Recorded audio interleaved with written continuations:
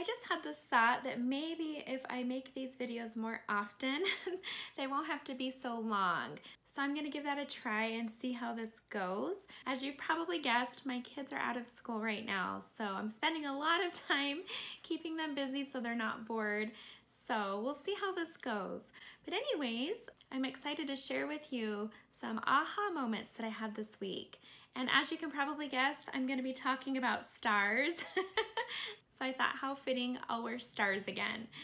I just wanted to share a funny comment that came in on the YouTube channel under my video that talks about the meaning of the number 311. And Sarah commented, she wrote, "I sent this to my husband to watch. He thinks I'm silly with pointing out 311 all the time. He started watching your video on his lunch break and then stopped. Some guys were playing ping pong, and at that instant they yelled 3, 2, 11. Wow, how crazy is that? Ha ha ha." So he came home and continued watching your video. I just had to share that. It's just so funny how the Spirit works sometimes, how you get these little random witnesses when you're least expecting it. And if you're paying attention, you'll catch them and it'll always make you smile. It makes me smile. So thanks, Sarah, for sharing that. I thought that was awesome. Okay, so there's 2 parts to this message today, so I'm just gonna get right into it. It was last Saturday, and I had been outside planting flowers, and I'd been coming in and out, and all of a sudden I just decided to take like a 5-minute break. So I sat down on the couch next to my husband, who was watching sports, and I looked up and he was watching a horse race. It was the Belmont race. And I said to him, "Oh, I didn't know you were into this." And he said, "Well, no, this is a big deal. So anything that's a big deal, no matter what sport it is, if it's like the final tournament," he says, "I love to watch those." So I'm watching this. So I sat down and I started watching it with them, and the announcers on the TV were giving a little bit of a background about how big of a deal this was, and giving us a little bit of history on the horses and their jockeys and their owners and just all the details. And it was really interesting. As I started to listen, I became fascinated in this race. Now it's funny because keywords started to pop up that were starting to grab my attention, but I didn't connect this to a bigger message until the end of the race, and I'm going to show you what happened. So the first keyword that popped up in my mind when the race began, my husband and I were noticing the horse that won, the horse named Justify. We had our eyes on that horse, and as we were watching the close-ups, we both said, "Wow, that is a beautiful red horse," and we both said those words. And I remember hearing in my mind, red horse, red horse. You can probably guess where I'm going with this. And I just kind of put it in the back of my mind, and I kept watching the race, and we just kept saying over and over, that horse really stands out among all the other horses. He's clearly the most beautiful horse, and we couldn't stop talking about how beautiful this horse was. So anyways, of course, Justify wins the race, and as he's taking a lap around the track, they're spitting out all the facts again and telling us more background and history behind this horse and this jockey and this race. In that moment, as he's celebrating, and his name was Mike Smith, that was another keyword for me, but he's looking up and he's thanking God, and he's just so happy, and he's celebrating, and you can feel that through the TV. You can feel his excitement, all those emotions, and I just felt so happy for him. And I remember thinking, this really is a big deal. This is a big accomplishment. This is big. So as he's doing this lap around the track, the news reporter's riding next to him, and she asks, "How long have you been dreaming about a moment like this?" And he says, "First and foremost, I want to thank my Lord and Savior Jesus Christ for blessing me this day." And then he continues to talk about all his blessings. I thought that was awesome. That was another key moment for me.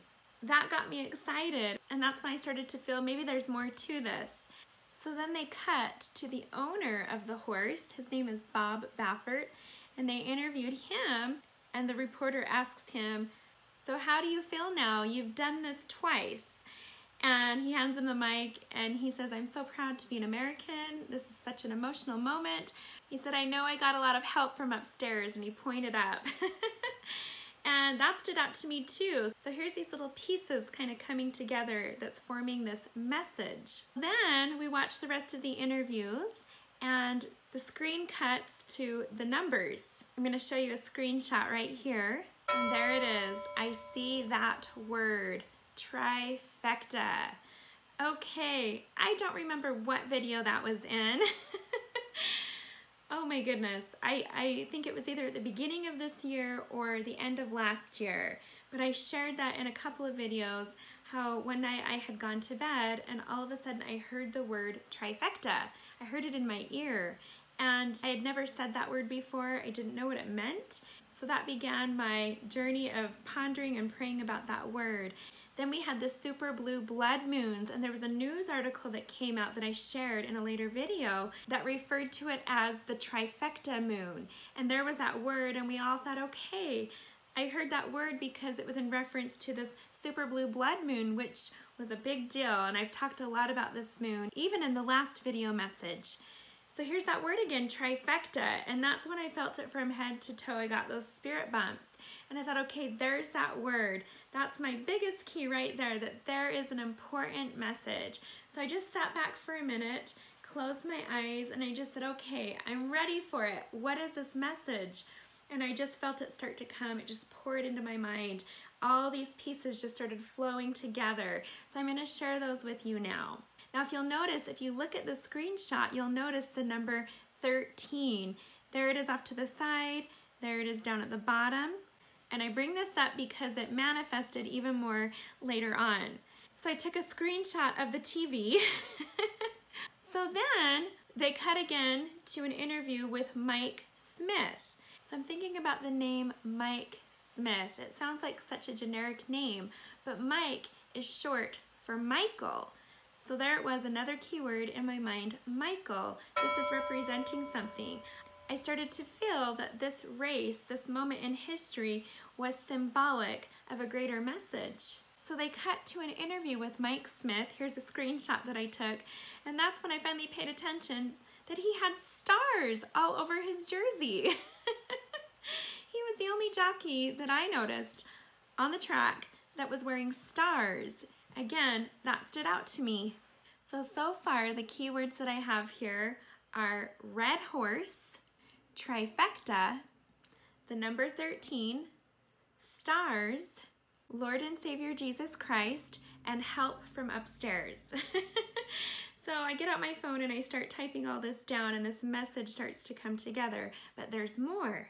So I decide to read a little bit more about Justify. So I did a Google search for the horse, and this first article that comes up, here's a screenshot of it. Check this out. It says right here, we call him Big Red at the barn. So in the race, he's known as Justify, but at home, he's known as Big Red.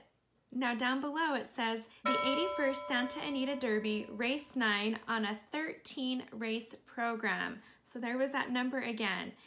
That starts at 11:30 a.m. There's 113 in the same sentence.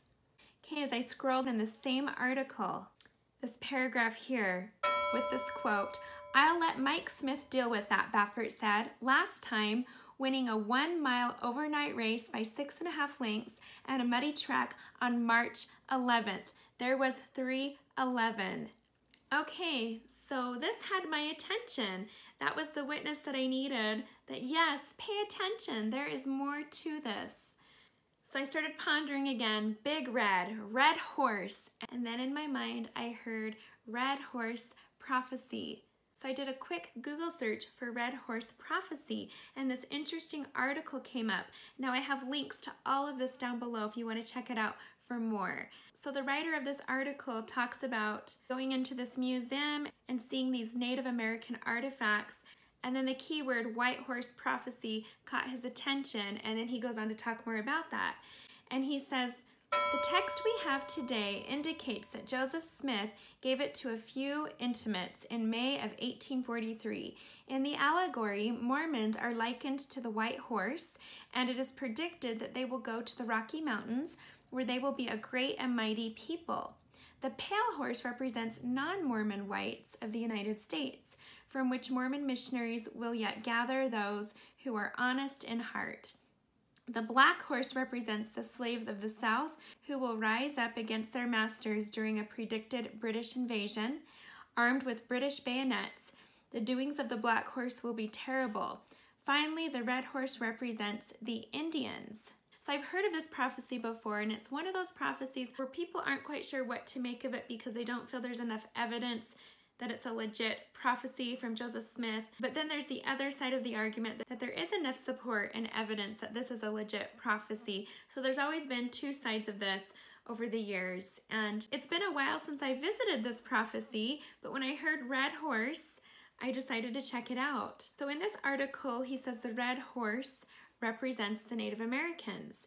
Now that's interesting because I remember when I was hearing Sean Little Bear speak, he made a quick reference to this, and I think that was when I walked out to pick up that history of the Cherokee people, so I missed just a little bit of what he was saying.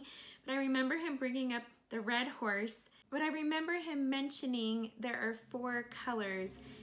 And from what I remember, those 4 sacred colors in his culture are red, white, yellow, and black.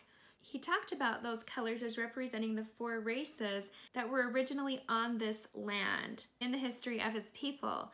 So you have the black race, the white race, the yellow race he referred to as our Asian brothers and sisters, and then the red was the Native Americans. So he mentions these 4 colors.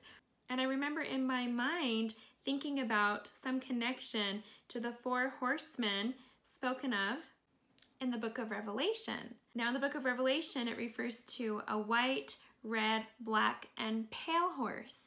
So according to Sean Little Bear, that color red represents the Native American people.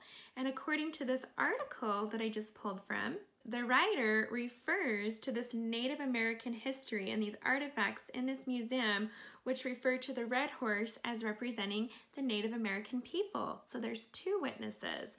So I'm thinking, okay, red horse, Native Americans. So now go back to this race and apply it to this race. You have the red horse that wins the Triple Crown. And there's the word crown. Now in last week's video, I referenced signs in the stars, and and I talked about Sean Little Bear saying, keep your eyes on the stars, keep your eyes on the signs, keep your eyes on the heavens. And this year was the year of the trifecta moon. So there's that word trifecta again. There's that triple effect. So do you see how this is coming together? Okay, so then I decided to look up the horse Justify in the Wikipedia and read a little bit more. Now look at this. Right here in that first paragraph, it says, he then went on to win the 2018 Preakness Stakes and the 2018 Belmont Stakes, becoming the 13th horse to win the American Triple Crown. And there you have the word American. So this is an American race. You have the red horse, which represents the Native Americans. You have that number 13 over and over, which I'm going to talk about in a minute. You have the stars, signs in the stars. The crown, I referenced in last week's video, signs in the stars, and the Lord preparing a crown for his people. And there it was, the Triple Crown. So you have royalty, you have ruling and reigning. So then all weekend and a couple days leading up to that day, here's a screenshot, I had been seeing these little silver confetti stars all over my house. Now not together, like they had been dumped out in one spot as if somebody had been working on a project. I just found them strategically placed all throughout the house in the strangest locations. And it would always be in a moment when I was thinking a deep thought or pondering something and talking to the Lord in my mind, and then all of a sudden I would notice something shimmering in the carpet and I would look down and there would be one of these stars. After the day of this Triple Crown race, I haven't seen them anymore. So I took a picture and I heard in my mind, signs in the stars. So all these small witnesses are coming together to testify of this greater message. So then I hear in my mind, go to YouTube and search for Red Horse Prophecy. So I type it in and look what comes up. I took a screenshot. I went through a lot of these videos, but this first one that I watched really resonated the most with this message. I really felt something when I was watching this video.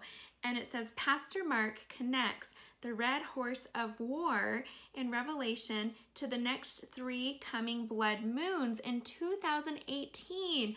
So there was another witness of what I already felt the Spirit telling me, and I'm feeling it right now. So I watched this video, and I have links to these below if you want to watch them as well. So this video was published 8 months ago. So before watching his video, I quickly did a Google search for the 3 blood moons of 2018 because my focus has primarily been on the 2 super blue blood moons, January 31st and March 31st of this year. But I hadn't put much focus into the 3rd blood moon. So I looked that up and this image came up in my search. So I'm going to put it right here on the screen. And as you can see off to the right, we have this blood moon coming up on July 27th of this year. Now, it's always said that a blood moon symbolizes bloodshed. It symbolizes war. And it says right here, blood moon over Jerusalem directly. So this particular blood moon will be directly over the city of Jerusalem this July. When I read that, I felt something from head to toe confirm that that's something we need to pay attention to. Now, as you can see, there's a lot more to this image. This is called the Lord's perfect sign, and it gets into the mathematics behind this. It says no other tetrad in history from 3000 BC to 2013, 14, and 15 AD displays this perfect symmetry. So that's pretty incredible. These are the signs in the stars. These are the signs in the heavens. Okay, so in this video link below of Pastor Mark, you can go to exactly 7 minutes and 58 seconds into the video to hear where he makes this incredible summary. But right now, I'm going to summarize his summary. So he starts by going to Revelation chapter 6, verses 3 and 4. And I'm going to read that real quick. And when he had opened the second seal, I heard the second beast say, "Come and see." And there went out another horse that was red, and power was given unto him that sat thereon to take peace from the earth, and that they should kill one another, and there was given unto him a great sword. So he says this is what we know about the rider of the red horse. He's given a great sword, and he is to take peace from the earth. And then he says, here's where I'm going to tie these keywords, sword and war, into the 3 blood red moons of 2018. So then he goes to Zechariah chapter 1, verse 7. I'm going to go ahead and read that to you as well. So Zechariah is shown a vision, and he sees the future of Jerusalem, and he shares it. And he sees the temple being rebuilt. So he says here in chapter 7, upon the 24th day of the 11th month, which is the month of Sabbat. I'm going to stop right there. Pastor Mark says the 24th day of the 11th month on the Hebrew calendar is the month known as Shavat. And then down in verse 8 it says, I saw by night, and behold, a man riding upon a red horse, and he stood among the myrtle trees that were in the bottom, and behind him there were red horses, speckled and white. So he goes on further to talk about trees. Pastor Mark makes this connection with this Hebrew month and trees and the blood red moon and how they're all connected to trees. So watch that in the video to get more detail on that. But in the scripture, he goes on to talk about trees. And he says in 2018, in the month of Shavat, we have a blood red moon. Okay, now if you'll notice in verse 1 of chapter 1, it talks about Darius, who is the ruler of the time, and this is happening during the 2nd year of Darius's administration. Now in America right now, it's the 2nd year of whose administration? That's right, the Trump administration. So Pastor Mark makes 3 connection to trees. Now that's important because I'm going to reference that in a little bit here later on in the video. Okay, moving on down to verse 12. It says, "Then the angel of the Lord answered and said, O Lord of hosts, how long wilt thou not have mercy on Jerusalem and on the cities of Judah, against which thou hast had indignation these 70 years?" That right there is the number 70. The meaning of 70, if you look it up, means 60. So he says 70. 60 plus 10 is 70. Now, I'm sure you're catching on to this by now, but right now we are nearing the end of the 70-year anniversary of when Israel was reborn. This is the 70th year. Do you see these parallels and these connections? Okay, on to verse 13. "And the stars of heaven fell unto the earth, even as a fig tree casteth her untimely figs, when she is shaken of a mighty wind. And the heaven departed as a scroll, when it is rolled together, and every mountain and island were moved out of their places. And the kings of the earth, and the great men, and the rich men, and the chief captains, and the mighty men, and every bondman, and every freeman, hid themselves in the dens and in the rocks of the mountains, and said to the mountains and rocks, Fall on us, and hide us from the face of him that sitteth on the throne, and from the wrath of the Lamb. For the great day of his wrath is come, and who shall be able to stand?" Okay, I'm going to stop right there. Okay, then back to Zechariah. Down in verse 18, it says, "Then I lifted up mine eyes and saw, and behold, 4 horns. And I said unto the angel that talked with me, What be these? And he answered me, These are the horns which have scattered Judah, Israel, and Jerusalem. And the Lord showed me 4 carpenters. Then said I, What come these to do? And he spake, saying, These are the horns which have scattered Judah, so that no man did lift up his head. But these are come to fray them, to cast out the horns of the Gentiles, which lifted up their horn over the land of Judah to scatter it." Okay, so I'm going to explain that. This is where it gets even more interesting. Just in the Wikipedia, under 4 horns and 4 craftsmen, it talks about one interpretation of the 4 craftsmen as being Messiah ben David, Messiah ben Joseph, Elijah, and the righteous priest. But then it says there's another interpretation of the 4 craftsmen as being 4 kingdoms, and that's where I'm going to put my focus. And it says here, the imagery of craftsmen is generally considered as smiths. There's that word, smiths. Remember the horse jockey, Mike Smith. Able to master the 4 iron horns, as symbolizing nations used as instruments of divine power for the destruction of Israel's enemies. So these are 4 horns that come together and unite for the destruction of the enemies of Israel. This is getting big. So then Pastor Mark goes on to talk about these 4 horns, and he says, here's what's crazy, is there are 4 kingdoms known as the Quartet. Russia, the European Union, the United Nations, and the United States. These 4 groups make up what is known as the Quartet, aka the 4 horns, the 4 kingdoms, who will destroy the enemies of Israel.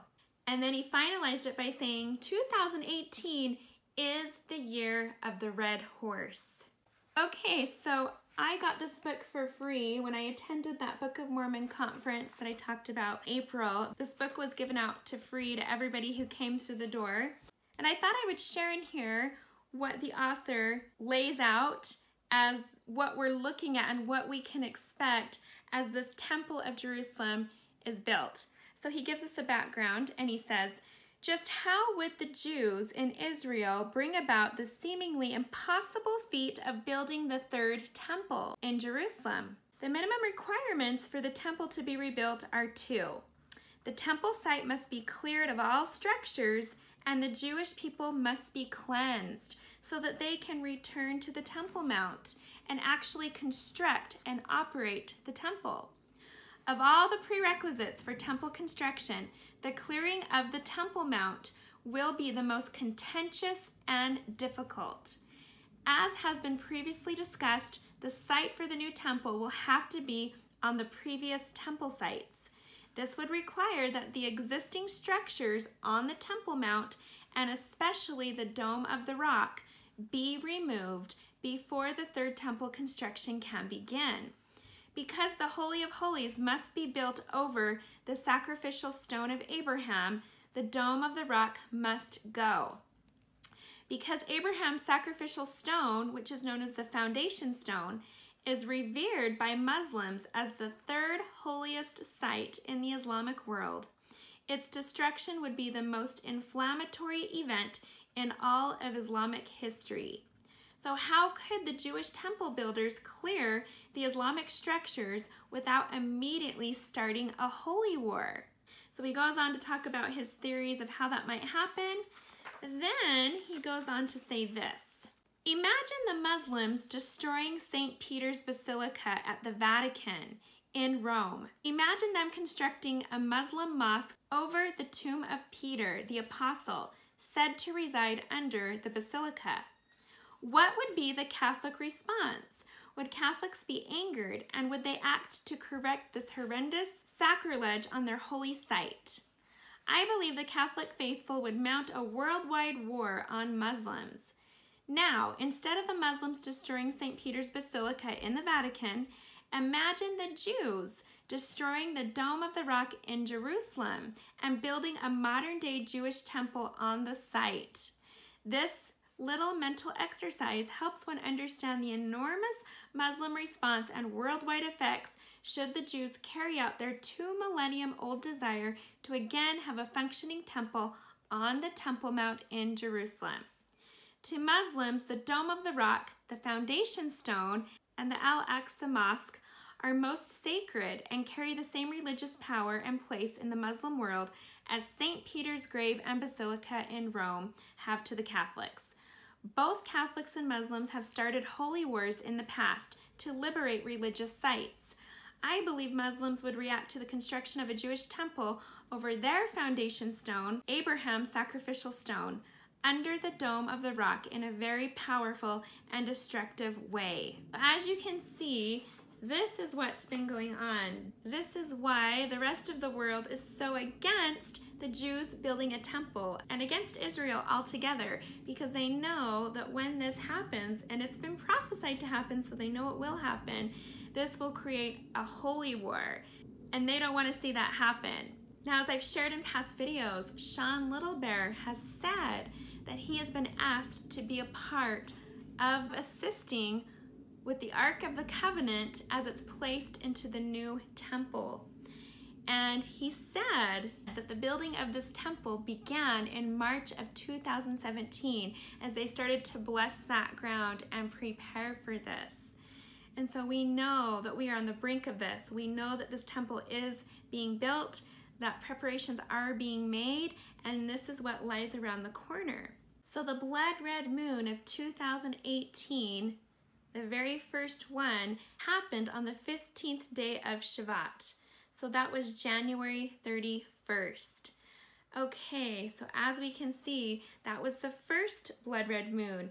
And the third blood red moon that will happen on July 27th of this year will be directly over Jerusalem. I don't think that's a coincidence. So as we can see, all of this seems to tie in to peace being taken from the earth, the sword, war, and the Jewish people and their temple being rebuilt. Now, according to Native Americans, the red horse represents the Native American people. And it's interesting to see that Sean Littlebear, high priest and medicine man of the Cheyenne tribe, is assisting in relocating the Ark of the Covenant into that third temple. So here we have this connection with Native Americans and America helping assist Jerusalem in the construction of their third temple and preparing for its operation. So why does the Lord use big events like this horse race to deliver a message?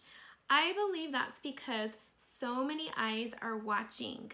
When you have the entire world or an entire nation watching an event, you can be guaranteed that the Lord is going to take advantage of that opportunity to share a message. Okay, so back to the name of the horse jockey, Mike Smith.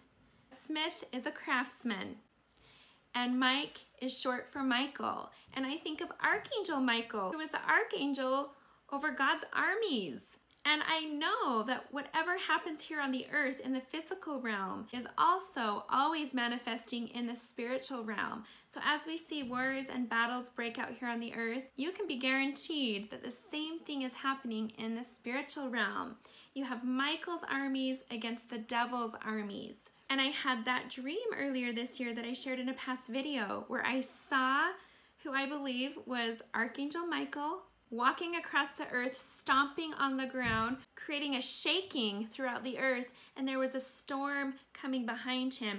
And I felt in my dream that that storm meant destruction is coming. So for me, this was a witness of what I've already been feeling. Now, when I looked up the word justify, the definition in the dictionary says to declare or make righteous in the sight of God.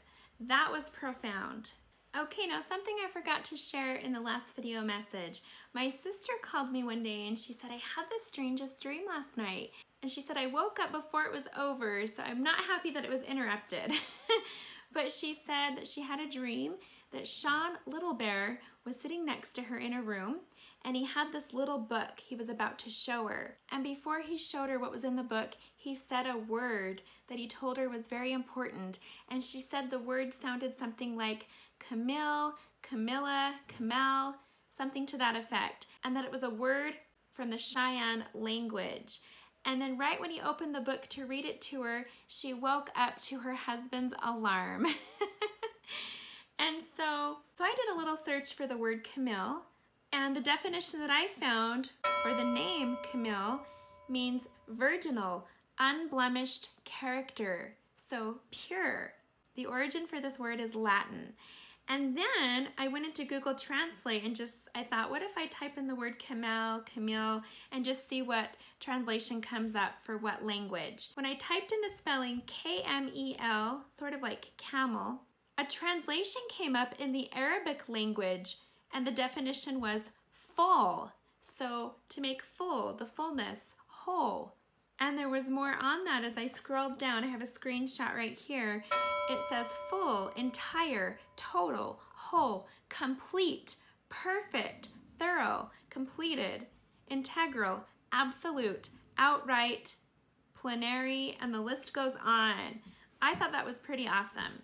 So you have this wholeness, this purity, and in the dream, Sean told her that that was very important. Now, I have yet to meet Sean Little Bear, but if I ever get a chance to talk to him or ask him a question in his class, I'd love to ask him if that word really does exist in the Cheyenne language. Wouldn't that be pretty awesome if it did? Okay, now as I said, I had done a search on YouTube for Red Horse Prophecy, and the other video that came up that I did find some value in, so I've shared that link below, was a woman sharing a vision that she had about a red horse. The video is titled New Prophetic Vision, Red Horse of Apocalypse. Now she had this vision on the night of September 16th, 2017. And she said right before she was going to bed, she prayed to the Lord and said, Lord, I would like to know the meaning of this sign coming up on September 23rd.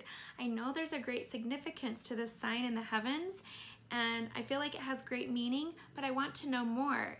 Now she said she had been aware of this sign for years, and she had prayed for months to get some kind of an answer from the Lord about this, but he had been silent. She hadn't received anything. And then she prayed again in the days leading up, and the Lord answered her. She said right away she saw in her mind this vision of a red horse coming through a portal, and she said there were trees. She mentioned trees and said the horse was red, it had this glowing fire about it, and it came through that portal of those trees onto the earth.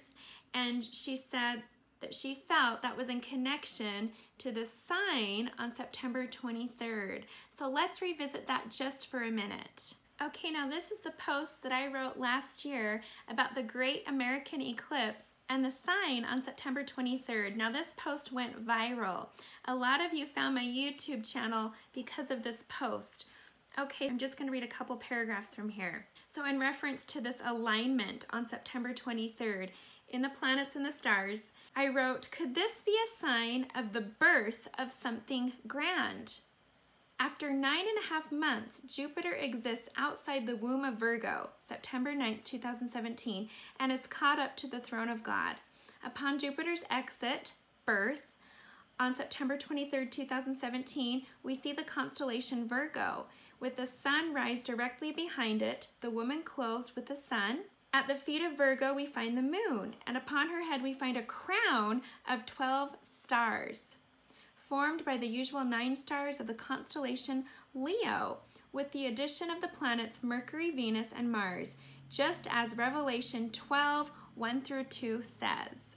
This will mark the beginning of the tribulation. This great sign in the heavens on September 23rd is a one-time event. Revelation 12, 1-2 says it marks the start of the tribulation period. Now remember, in last week's video message, I shared that Sean Little Bear said the tribulation has already started at a personal level among all those who have been called to help the Lord with the greater tribulation that's coming. It is the 120th Jubilee from Adam. It is the 70th Jubilee since Canaan.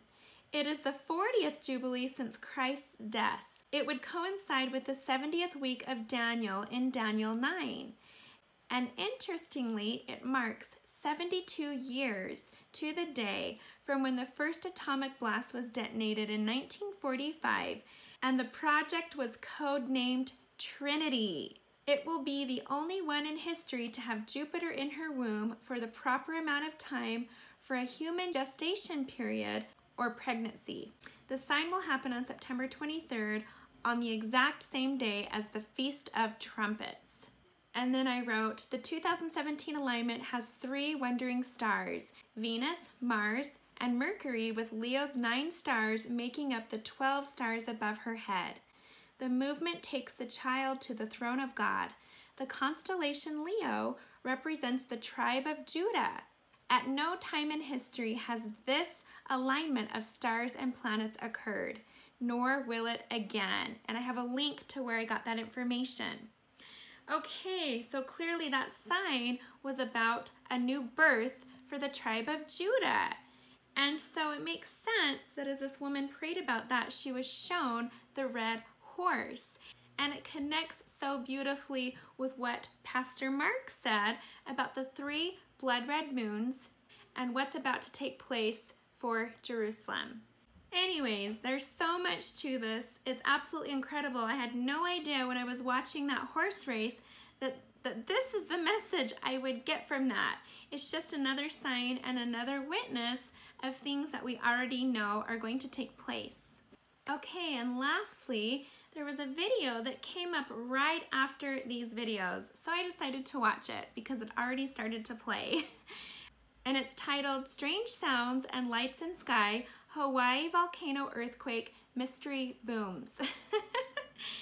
And it starts out with sounds that were heard in the sky over Hawaii when this volcano started to erupt. The sounds that were recorded are very similar to sounds that have been heard all over the world over the past several years, usually prior to an earthquake or some kind of major physical event. Now in this video, there's a segment where the person narrating is talking about a certain earthquake, and in the video you hear the narrator say, sounds were reported being heard around 3:00 p.m. and 11 hours later the earthquake came. So that was all in one sentence, 3:00 p.m. and 11 hours later. First came the sounds, then came the shaking, and I heard 3:11. So this video is a compilation of all the many other strange sights and sounds that have been recorded in the heavens in connection to these events. And so I've got a link to that down below, but what this reminded me of is a time when I heard trumpets. And this was years ago. In fact, I wrote about this on my blog. It's in one of my earlier blog posts if you go back into the archives. The post is titled Trumpets in the Night, and I'll have a link to this down below as well as that video that I just mentioned. So I'm gonna read the last half of this post that I wrote. It says, "This leads me to tell you what happened the other night."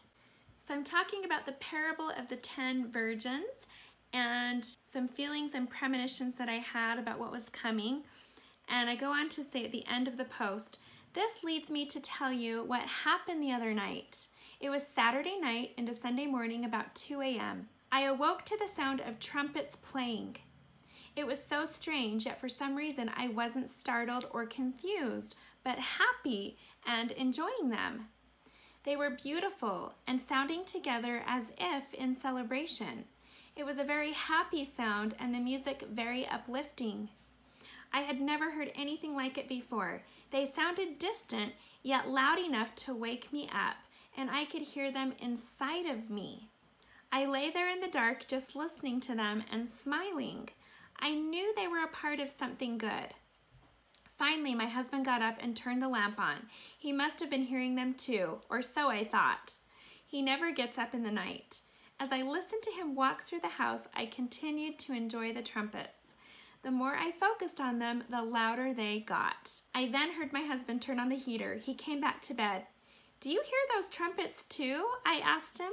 'What are you talking about?' he replied. Just then the heater kicked on. It was so loud that it drowned out the music and I could no longer hear it. I went back to sleep pondering on what had just happened. 2 days later, I decided to Google it. I typed in trumpets sounding in the night and I heard trumpets last night. Wow, I couldn't believe it.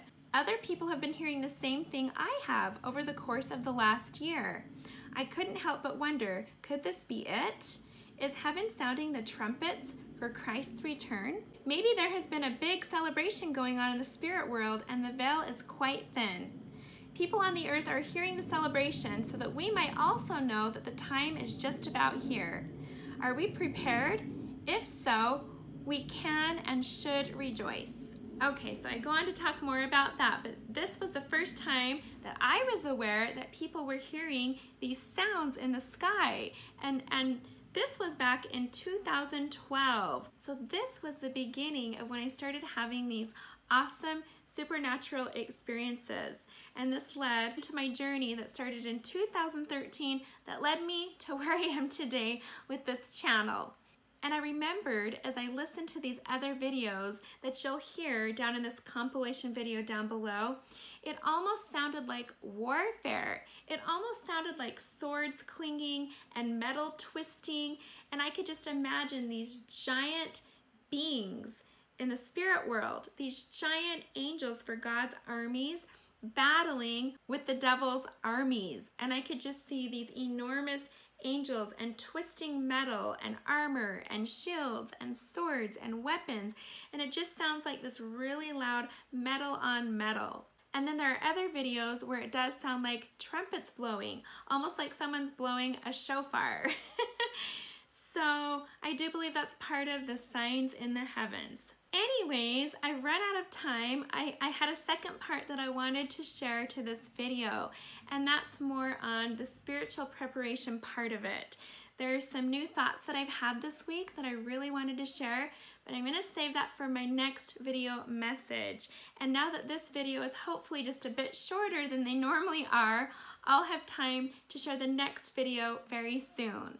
Oh, I just wanted to add, I've been thinking about having a live Q&A on the Happy Lady Facebook page.